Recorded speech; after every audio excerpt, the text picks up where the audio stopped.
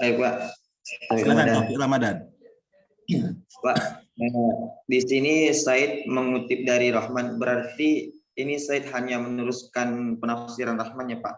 Dan juga di sini model penafsiran Said itu yang pertama perjumpaan dengan dunia teks, yang kedua analisis kritis, yang ketiga makna untuk penerima pertama, dan yang keempat makna untuk masa sekarang. Berarti sebelum melakukan tafsir yang dilakukan Said ini, berarti kita harus memahami makna yang Al-Quran yang akan kita tafsir tersebut, Pak. Ya, Maksud, tentu. Saya pikir begini Taufik Rahman, perlu saya jelaskan sebelumnya bahwa memang pemikiran yang dicetus oleh Abdullah Said ini tidak murni dari dirinya. Jadi dia punya embrio. Embrionya adalah pemikiran Fazlur Rahman. Jadi Fazlur Rahman itu seorang pemikir Islam yang juga menafsirkan Al-Quran, juga menggunakan metodologi yang ia cetuskan. Metodologi yang ia sampaikan itu adalah double movement. Nama metode yang dicetuskan oleh Fazlur Rahman itu adalah double movement. Nah, metodologi inilah yang kemudian menginspirasi Abdullah Said untuk juga mencetuskan sebuah metodologi sendiri yang disebut dengan tafsir kontekstual. Jadi seperti itu. Embrionya juga ada tetap memang. Tidak mungkin ujuk-ujuk langsung ada, tapi ada embrio. Oke. Apakah dia meneruskan pemikiran Fazlur Rahman? Iya.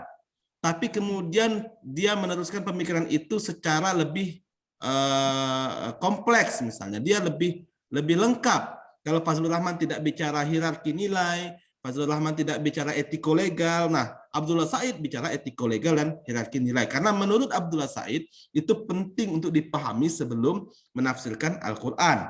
Atau memaknai, atau ya, menafsirkan Al-Quran.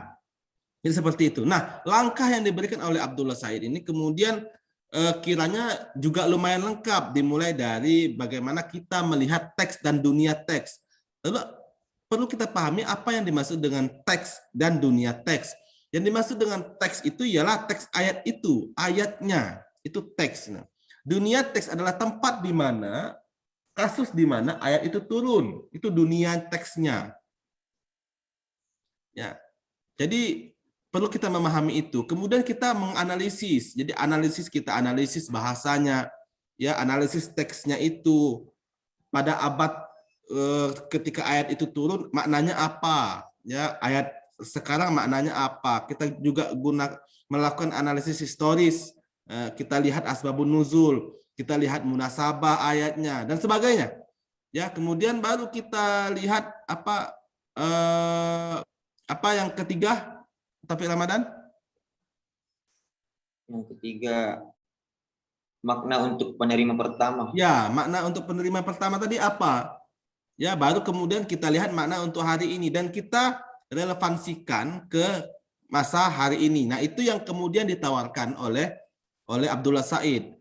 Saya sampaikan begini, Abdullah Said ini kan basisnya hermeneutika. Hermeneutika itu tidak bicara hanya teks saja, dia berbicara konteks. Artinya, tafsiran-tafsiran daripada ayat Al-Quran yang ia tafsirkan menggunakan metodologi ini, kemudian basisnya adalah konteks, tidak hanya teks, berbeda dengan tafsir terdahulu yang memang basisnya adalah teks saja, tapi dia tidak. Maka dia melihat dari historis makro ataupun mikro. Dia melihat makna dulu ketika ayat Al-Quran itu pertama turun yang disampaikan kepada orang pertama penerimanya itu apa.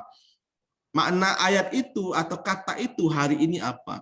Itu menurut Abdullah Said itu niscaya dilakukan sebagai sebagai pemaknaan komprehensif terhadap Al-Quran itu, sehingga makna yang muncul dari Al-Quran itu betul-betul sudah komprehensif karena melihat dari berbagai macam sisi dan tidak melihat hanya dari satu sisi. Jadi seperti itu, Taufik Ramadan. Ya, ada lagi, silakan. Tidak apa-apa, tanya aja. Yang kurang paham. Ya, silakan. Ada lagi nih? Fitriana. Ada, Pak. Silakan. Syafika, Pak. Siapa? Assalamualaikum. Ya. Waalaikumsalam warahmatullahi wabarakatuh. Pak, mengenai pandangan Rahman tentang aspek etiko legal Al-Quran, itu melihat Al-Quran dari panduan etis daripada dokumen hukum.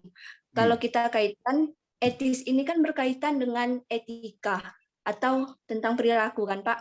Berarti beliau melihat sebagai panduan etika ya Pak? Atau bagaimana Pak? Etika ini merupakan kontribusi yang penting atau lebih ke ayat yang lebih penting Pak? Ya. Di dalam Al-Quran. Ya. Pak. Ya, oke. Ada lagi? Itu aja, Syafiqah? Ya Pak, itu dulu Pak. Baik. Artinya kamu menyentuh tentang etiko-legal. Ya. Jadi, Ya, Abdullah Said membahasakan ayat itu dengan etiko-legal. Jadi apa yang dimaksud dengan ayat etiko-legal? Ayat etiko-legal itu secara sederhana dapat dipahami dengan ayat-ayat yang inti yang ada dalam Al-Quran. Itu etiko-legal. Ya. Secara etis itu maksudnya ya etis lah ya, akhlaki ya. Maksudnya bukan berarti etika, bukan. Ya, tapi yang dimaksud dengan etiko-legal itu ayat yang ya pemahaman daripada Said adalah etiko-legal itu adalah ayat yang inti dalam Al-Quran. Apa saja ayat yang inti dalam Al-Quran? Abdullah Said menyatakan ayat yang inti dalam Al-Quran itu mencakup beberapa hal. Pertama, ketika ayat itu bicara tentang keyakinan, tentang iman, itu termasuk etiko-legal karena itu ayat inti dalam Al-Quran. Kemudian ketika ayat itu bicara tentang ibadah praktis misalnya, itu juga termasuk dalam etiko-legal karena itu ayat inti dalam Al-Quran. Kemudian misalnya ketika Al-Quran bicara tentang nilai-nilai esensi, seperti pemeliharaan kuliatul khamas. Jadi kuliatul khamas itu maksudnya misalnya bagaimana manusia ini memelihara agamanya, kemudian bagaimana manusia ini bicara memelihara akalnya, bagaimana manusia memelihara jiwanya, bagaimana manusia memelihara keturunannya, dan bagaimana manusia memelihara hartanya. Itu termasuk daripada bagian daripada ayat-ayat etiko-legal yang menurut Abdul Said itu adalah ayat inti.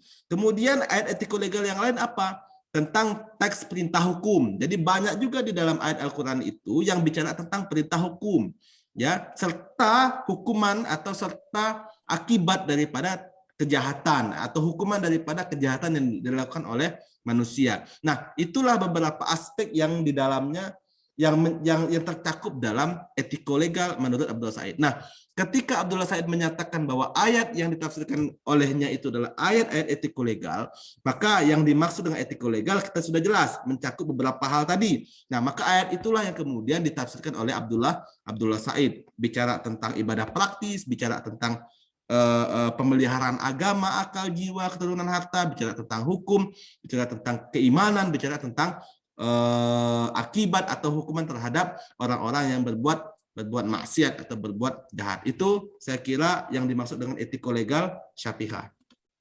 Terima kasih Pak. Ya. Ada lagi? Pak, izin Pak. Ikrar, silakan. Di sini Said mengatakan bahwa ayat etiko-legal itu ayat yang sulit diinterpretasikan. Artinya apakah benar Said ini memang fokusnya ke kategori teks dari etiko-legal atau yang lainnya juga ditafsirkan, Pak? Ya. Atau berarti fokusnya ke sini dia gitu. Ya. Jadi begitu. Memang kecenderungan Abdullah Said dengan tafsir kontekstualnya, Fazlur Rahman dengan tafsir kontekstualnya itu dipandang kecenderungan penafsirannya terhadap ayat-ayat etiko-legal saja, ayat hukum dan sebagainya. Jadi tidaklah kemudian menyeluruh menafsirkan ayat-ayat Al-Quran. Berbeda nanti kemudian dengan metodologi metodologi terbaru yang ditawarkan oleh Prof. Sahiron. Perlu kita akui bahwa makna kemaksanya Prof. Sahiron itu lahir dan terinspirasi juga dari tafsir-tafsir ini. Ya, metodologi ini termasuk di dalamnya kontekstualnya Abdullah Said, double move-nya Fazlur Rahman, atau hermeneutikanya Hamid Abu Zaid. Perlu kita akui itu. Nah, makna kemaksa lahir dari penyempurnaan itu. Nah, pandangan orang, kenapa makna kemaksa itu lahir? Karena itu tadi, ya, kontekstual Said ini dia basisnya tidak menyeluruh kepada ayat Quran, kepada seluruh ayat Quran, tidak. dia hanya pada aspek-aspek tertentu yang masuk dalam kategori etiko-legal. Di situ termasuklah keyakinan, hukum, ya, hifzul nafas, hifzul akal, hifzul nasab, ya, misalnya hifzul mal, hifzul dan lain sebagainya. Nah, itu yang dimaksud yang membatasi penafsiran daripada Abdullah Said. Nah, jadi ketika kita ingin menggunakan langkah-langkah atau metodologi tafsir kontekstual ini, maka tentu kita membatasi diri kita untuk menafsirkan ayat-ayat etiko-legal, ya, ayat-ayat yang berbicara tentang apa yang sudah disebutkan tadi. Berbeda nanti dengan makna kumalza yang ke depan akan kita bicarakan, itu lebih mencakup keseluruhan. Jadi bisa mencakup seluruh ayat yang ada dalam Al-Quran. Jadi seperti itu, Ahmad Ikrar Amin. Baik, terima kasih, Pak. Ya, ada lagi, silakan. Nggak mesti harus bertanya, membuat pernyataan boleh, berkomentar boleh, atau menyatakan hal yang tidak disetujui boleh. Silakan menyatakan hal yang tidak disetujui. Misalnya, saya tidak setuju dengan pemikiran Abdullah Said karena dia begini, tapi sertakan alasanmu yang logis dan ilmiah. Ya, kalau bisa disertakan dengan dalil, ya, termasuk tidak mesti harus Al-Quran, apakah pendapat para pakar dan sebagainya. Monggo silakan.